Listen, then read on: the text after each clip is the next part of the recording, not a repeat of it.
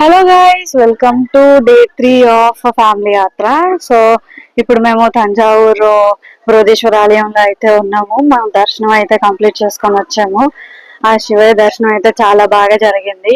ఇక్కడ గుడి చుట్టూ మనకి శివలింగాలు అనేవి కనిపిస్తూ ఉన్నాయి. చాలా శివలింగాలు అయితే ఉన్నాయి. ఆ పరమేశ్వరుడు ఎక్కడ చూసినా అనువనున పరమేశ్వరుడు అయితే ఉన్నారు.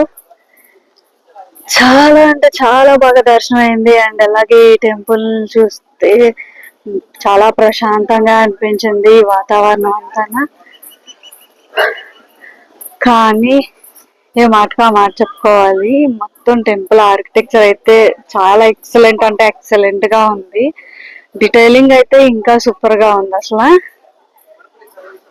ఈ అన్నిటికన్నా హైలైట్ ఏంటంటే టెంపుల్ తాలూకు గోపురం కనిపిస్తుంది కదా, అదే గోపురం.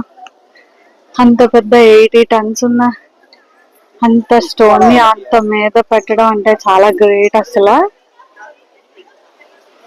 అలా దర్శనం చేసుకొని వచ్చేసరికి చాలా టైం పట్టింది. మొత్తం అన్ని తిరిగేసి రాబట్టి మొత్తం టెంపుల్ చుట్టూ ఎక్కడ చూసినా సరే శివలింగాలే. ఆ శివయ్య అనువనుగా దర్శనిస్తాడు మనకి.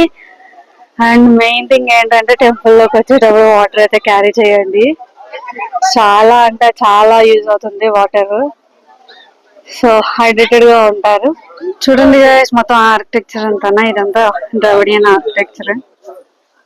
ఎంత ఎంత ఎంత ఎంత బాగుందో చూడండి.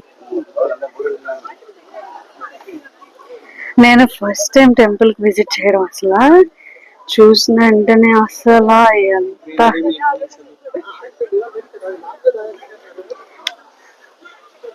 మొత్తం టెంపుల్ చుట్టూను మొత్తం కంప్లీట్ గ్రీనరీ ఉంది. ప్లెజెంట్ గా అసలు ఎంత గాలి బాగా వేస్తుంది.